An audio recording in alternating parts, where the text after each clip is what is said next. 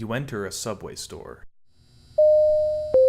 It's deserted, slightly too cool to be comfortable, slightly too damp to feel clean, and slightly too bright to be inviting.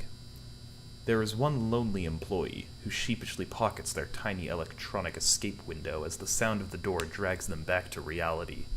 They do their best not to look at you for those awkward 10 seconds while you walk to the counter before you're close enough to order.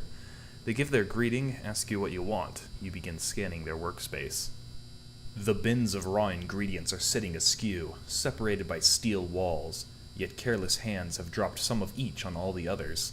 The preparation area is littered with crumbs and bits of lettuce, maybe the odd olive or onion piece here or there that has wedged itself into the crack between the food trays and the cutting board. This could have been cleaned up while nobody was here, but minimum wage buys minimum effort. For 1 second you wonder how it got messy in the first place, given the lack of customers. Maybe it's staged, like those first few pennies in a homeless person's hat. Do you want it toasted? You do, so you spend a minute in silence with the stranger you disturbed, waiting for the bread to be sanitized. You feign interest in the cookies while the infrasound hum of some overworked piece of machinery builds to an unscratchable itch just behind your forehead. The toaster mercifully releases its hostage and is splayed open before you while you call out soggy vegetables to abuse it with.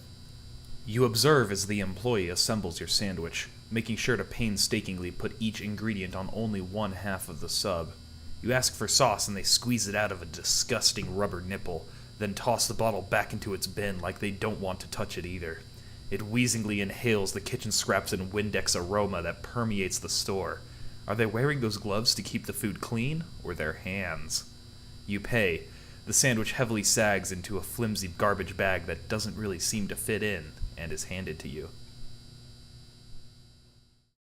You walk into the light of the sun. The colors suddenly seem real again, and you become aware of your breathing because the air outside feels rich and life-giving somehow.